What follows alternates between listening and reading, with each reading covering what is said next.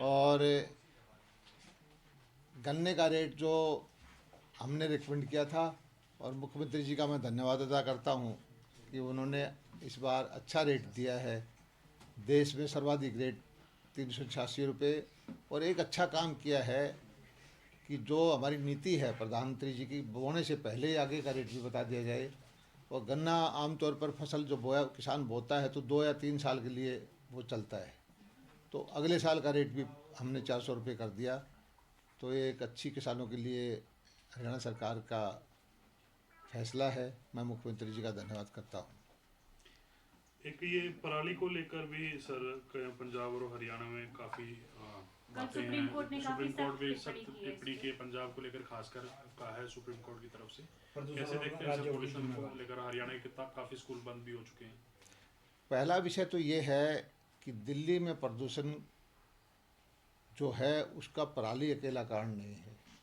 जब धान नहीं होता तब भी दिल्ली प्रदूषित होती है, तब भी वहाँ 300 से ज़्यादा ये AQI रहता है। दिल्ली में जमुना का हाल बुरा है, डस्ट उड़ती रहती है, वाहन प्रदूषण भी है, बहुत सारे कारण हैं। इसमें दिल्ली सरकार को कार्रवाई करनी चाहिए। और केजरीवाल जी की जब पंजाब में सरकार नहीं थी तो सारा ठीकरा वो पंजाब के किसानों पर, हरियाणा के किसानों पर डाल देते थे। और उन्होंने दिल्ली में 2-4 एकड़ धान के अंदर पूसा डिकम्पोजर डाल के करोड़ों रुपए की एडवर्टाइजमेंट की, और ये कहा कि देखो इतना ज़बरदस्त चीज़ है, इससे सारी डिकम्पोज पराली हो जाती है। अब वो डिकम्पोजर का उपयोग अगर इतना अच्छा था पंजाब में क्यों नहीं करवाते? हमने ये सही है कि थोड़ा बहुत योगदान पराली से भी प्रदूषण में है, लेकिन हरियाणा सरकार संवेदनशील है। हरियाणा के किसान भी इसकी गंभीरता को समझते हैं, और हम चाहते हैं कि दिल्ली हमारा दिल है, राष्ट्रीय राजधानी है। दिल्ली में प्रदूषण होता है तो देश की बदनामी होती है। हरियाणा के किसान, हरियाणा की सरकार, हरियाणा की आम जनता बिल्कुल नहीं चाहती कि दिल्ली के अंदर प्रदूषण हो। और इसके लिए हमने, हरियाणा सरकार ने और किसानों ने मिलकर बहुत सारे कदम उठाए हैं। पराली कंजम्पशन के लिए नीतियाँ बनाई, लगभग 80,000 मशीनरी किसानों के यहाँ बंटवाई, पराली कंजम्पशन के लिए फैक्ट्रियाँ लगवाई, गौशालाओं के जो पराली उपयोग में लेके आते हैं उनको इंसेंटिव दिया, 1,000 रुपया जो गांव आग नहीं लगाएगा उसको प्रति एकड़ अलग से इनाम दिया।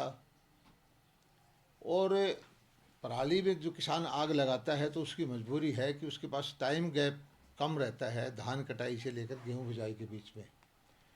उसके लिए भी हमने नीतियाँ बनाई है। 7,000 रुपये हम जो धान ना बोए प्रति एकड़ उस किसान को देते हैं। और जो धान बोना चाहता है DSR विधि से बोए, जिसमें पानी की बचत होती है 50% की, और वो बिजाई भी जल्दी होती है, जून के महीने में बिजाई हो जाती है, उस किसान को भी 4,000 रुपये प्रति एकड़ हमने दिया। और लगभग 2-2.5 लाख एकड़ DSR विधि से किसानों ने धान की बिजाई की। अगले साल हमारा टारगेट है 10 लाख एकड़ में हम करेंगे। और जल्दी बिजाई होने की वजह से हमने खरीद भी जल्दी शुरू की। 1 अक्टूबर की बजाय 25 सितंबर से धान की खरीद शुरू की। और हरियाणा में लगभग PR धान की खरीद हो चुकी है। पिछले साल 59 लाख एकड़ धान की खरीद हुई थी। इस बार हम यह आंकड़ा कितना है? पिछला 59 लाख, और इस साल यह आंकड़ा 54 लाख की हम खरीद कर चुके हैं। कितना सर? 54 लाख। और ये 15 दिन पहले ही हम समझते हैं कि धान इस बार फसल एडवांस कर दी हमने, और इस ताकि किसान को खेत खाली मिल जाए, उसको आग ना लगाना पड़े, वो गेहूं की बिजाई टाइम पर कर चुके। जितने काम हमने करने थे पराली प्रबंधन में, किसानों की सहायता में, वो हमने किए हैं। और दुख की बात यह है कि हम पराली में आग नहीं लगाते, प्रदूषण नहीं करते, उसके बावजूद भी हमारे शहरों का भी दम घुट रहा है। और मुझे दुख के साथ कहना पड़ता है कि ये धुआं जो है दिल्ली जाने से पहले हरियाणा का दम घुटता है। पिछले 7 दिन के आंकड़े मेरे पास हैं, ICR के आंकड़े, नासा के आंकड़े हैं। आजकल कोई भी आगजनी होती है तो उसका आंकड़ा आ जाता है। 1 नवंबर को हरियाणा में 99 घटनाएं हुई थी, पंजाब में 1921। 2 नवंबर को हरियाणा में 48 पराली जलाने की घटनाएं हुई, पंजाब में 1668। 3 नवंबर को हमारे यहाँ 28 घटनाएं हुई थी, वहाँ 1551। 4 नवंबर को 33 घटनाएं हुई, वहाँ 1360। 5 नवंबर को हमारे यहाँ 109, वहाँ 3230। 6 नवंबर को हमारे यहाँ 65, वहाँ 2060। 7 नवंबर यानी कल 26 घटनाएं हरियाणा में हुई हैं और वहाँ 1515। टोटल इस नवंबर के महीने में 408 जगह हमारे यहाँ पराली जलाने की घटनाएं हुई, जबकि हमारा पंजाब में 13,305 है, जो हमारे से लगभग 30 गुना ज़्यादा है। जबकि धान का कुल एकड़ जो है हमारे यहाँ एरिया जो है 60% है। हमने पूरी कोशिश की है कि हमारे यहाँ पराली जलाने की घटना ना हो, प्रदूषण ना हो, लेकिन इस सब के बावजूद हमारे यहाँ भी जो दिल्ली में धुआं है उतना ही धुआं हमारे पास आ जाता है। ये बड़ा गंभीर मुद्दा है। सभी सरकारों को मिलजुल करके और कोशिश करनी चाहिए, चाहे वो दिल्ली हो, चाहे हरियाणा हो, चाहे पंजाब हो, और अकेले किसानों को दोषारोपण करने की बजाय जो और बहुत सारे कारण हैं प्रदूषण के, उनका समाधान भी निकालना चाहिए। सर, सुप्रीम कोर्ट ने इसमें ये भी कहा है कि इस मामले में राजनीति नहीं होनी चाहिए। ये तो मान गए कि हरियाणा में काफी प्रयास जो है पिछले कई सालों से लगातार कर रहे हैं और आंकड़े कम भी राजनीति तो क्या पंजाब और दिल्ली इस पर राजनीति कर रहे हैं? हम कोई राजनीति नहीं कर रहे। राजनीति केजरीवाल जी कर रहे थे। जब उनकी सरकार पंजाब में नहीं थी तो पंजाब हरियाणा के किसानों को प्रदूषण का जिम्मेदार वो ठहराते थे। और आंकड़े अपने आप में बोलते हैं कि जो विद्या केजरीवाल जी कहते थे कि मैं पराली ऐसी डिकम्पोजर ले आया हूँ, तो वो उसका उपयोग क्यों नहीं करते।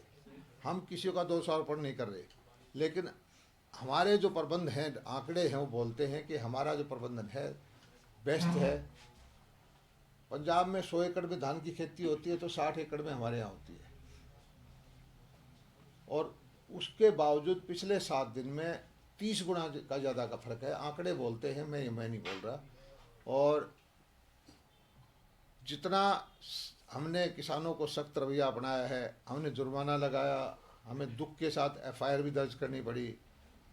और अब तो माननीय उच्चतम न्यायालय ने कह दिया है कि SHO जिम्मेदार होगा किसी के इलाके के अंदर आगजनी की घटना होगी तो। लेकिन हरियाणा के किसानों पर कोई दोषारोपण ना करे, हरियाणा सरकार के ऊपर दोषारोपण ना करे। हमने जो थोड़ी बहुत घटनाएं हैं उनको भी हम रोकने जा रहे हैं। सर, हरियाणा में धान की खेती कितने % कम हुई है पिछले कुछ? धान की खेती कोई कम नहीं हो, थोड़ी बहुत कम हुई है, क्योंकि धान की खेती जब तक उसको अच्छा भाव मिलेगा, वो एक जगह से कम करेगा, दूसरी जगह कर लेते हैं। खेती कम करने के लिए हमने 7,000 रुपये दिए, एक इलाके में कम कर दी, दूसरे इलाके में बढ़ गई है। लेकिन जो पराली उपयोग में आती है पशु चारे में, उसकी खेती बढ़ती जा रही है और उसका भाव भी अच्छा है। PR धान की बजाय जो बासमती है, ऐसे में 1509 है, 1121 है, किसानों को उनका भाव 4,500-5,000 रुपये मिल रहा है, 4,000 रुपये मिल रहा है। किसान खुश हैं। इस बार यील्ड भी अच्छी है, भाव भी ऑल टाइम हाई है। और हम भी चाहते हैं कि किसान को जिस चीज़ में फ़ायदा हो वो उसकी खेती करे। जब तक वैकल्पिक उसको कोई उतने पैसे की आमदनी का साधन ना हो तो किसान का कोई कसूर नहीं है, उसको खेती करने का हक है। हम इंसेंटिव दे रहे हैं कि भाई आप इसकी बजाय ये कर लीजिए, हम आपको इसके पैसे देते हैं। सर, नेता प्रतिपक्ष भूपेंद्र सिंह हुड्डा कहते हैं कि जो गन्ने के दाम जो बढ़ाए गए हैं वो ऊंट के मुंह में जीरा देने के समान है। किस तरीके से देखते हैं? मैं समझता हूँ कि हुड्डा साहब की सरकारें रही हैं और कांग्रेस की और बहुत सारी प्रदेशों में अभी भी सरकार है। हरियाणा देश में आज के दिन जो भाव हैं सर्वाधिक भाव हैं। और हम सबसे अच्छा ये है कि 2-2 साल का फैसला हमने पहले ही कर दिया, ताकि किसान सोच समझ करके फैसला ले सके कि उनको आगे क्या बोना है। ये सिर्फ बयानबाजी के लिए बयान करते हैं। आज कांग्रेस के नेता वो नहीं बताते कि उनके वक़्त में कितनी फसलें खरीदी जाती थी, कितना बीमे का पैसा मिला था, कितना उनके मुआवजा मिला था, कितने भाव थे और आज क्या भाव है। वो कंपैरेटिवली बताएं, डाटा बताएं बयान देते वक्त, फिर जनता अपने आप समझ जाएगी। वो अधूरा बयान देते हैं। मांग करना, किसान की मदद हक में बयान देना एक अच्छी बात है, लेकिन साथ में ये माफ़ी भी मांगनी चाहिए कि अपनी सरकार में वो किसानों के हित में फैसले नहीं कर पाएगी। सर, सुप्रीम कोर्ट ने कहा था कि मामले जो है पराली जलाने के 0 होने चाहिए। क्या अगले साल तक हम उम्मीद कर सकते हैं? हम पूरी कोशिश कर रहे हैं कि 0 की तरफ आगे बढ़ रहे हैं। और हरियाणा में मैंने आपको बताया कि पिछले 7 दिन का डाटा 1 और 30 की रेशो है, जबकि ज़मीन जो धान की खेती की ज़मीन 1 या 1.5 या 1-2 की है। अपने आप में आंकड़े बोलते हैं। इसमें जो तथ्य सबके सामने हैं, सैटेलाइट का डाटा है, ICAR का डाटा है, नासा का डाटा है। और हरियाणा सरकार पूरी तरह से संजीदा है और किसान से ने भी हमारा पूरा साथ दिया। सर, जातिगत राजनीति को लेकर काफी चीजें जो है आजकल चल रही है हरियाणा में चर्चाओं में। कोई उप मुख्यमंत्री 4 जातियों के बनाने की बात कर रहा है, कोई 3 बनाने की बात कर रहा है। और कल सत्ता पक्ष के जो विधायक हैं JJP से दादा गौतम, उनका भी एक बयान सामने आया कि जाट जो है वो मुख्यमंत्री पद की ओर देखता है। खैर, मैं कोई व्यक्तिगत किसी का जवाब नहीं देना चाहता। जातिगत राजनीति में विश्वास नहीं करता। भारतीय जनता पार्टी जो है जातिगत राजनीति नहीं करती। सारी राष्ट्र को देख करके, समाज को देख करके सबको ऊपर उठाने का काम करती है।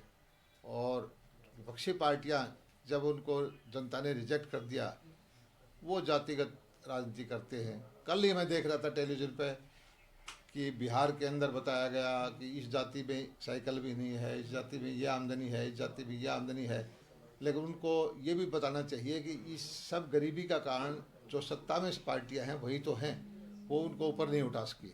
हरियाणा मैं समझता हूँ देश में एक प्रगतिशील सरकार है। हरियाणा में प्रति व्यक्ति आमदनी भी अच्छी है और हैप्पीनेस इंडेक्स भी अच्छा है। और गरीब अमीर का जो भेद बिठाने की हम कोशिश कर रहे हैं, गरीब कल्याण की योजनाएं लेके आ रहे हैं, उससे आम जनता खुश है। सर, एक बिजाई का सीजन है, DAP और यूरिया की क्या सिचुएशन है? DAP यूरिया की कोई कमी नहीं है। जितनी इस सीज़न की खपत होनी चाहिए उतनी DAP हमारे पास उपलब्ध है। और लगभग सरसों का इलाका की बिजाई हो चुकी है, गेहूं की बिजाई शुरुआत कर चुकी, उसके लोग किसान लेके जा चुके हैं। एक आध जगह ये समस्या आ जाती है कि एक शहर के अंदर 4 दुकानें हैं, एक इसकी इफ़को की है, एक IPL की है, किसी 4 कंपनी की है। उसमें कभी एक दुकान पे खाद होती है, कभी दूसरी पे होती है। वो उनका स्ट्रक्चर ऐसा है। लेकिन खाद की बिल्कुल कमी नहीं है, भरपूर है, पर्याप्त है, कोई दिक्कत नहीं। नैनो यूरिया की तरफ बढ़े सर किसान? नैनो यूरिया के लिए इस बार हम करने जा रहे हैं इफ़को से मिल करके नैनो यूरिया, नैनो DAP का प्रदर्शनी डेमोस्ट्रेशन के फार्म बना करके किसानों से 100 रुपये प्रति एकड़ के हिसाब से हम छिड़काव करेंगे। 1-2 लाख एकड़ की हमारी कुछ योजना है। इफ़को भी हमें सब्सिडी देगा, हरियाणा कृषि विभाग भी सब्सिडी देगा। और हमारी कोशिश ये है कि 100 रुपये में पर 1 एकड़ का हम छिड़काव करके दिखाएं, ताकि किसान देख सके कि ये कितनी उपयोगी है और आगे आने वाले वक्त में इसका उपयोग करना शुरू कर दें। धन्यवाद।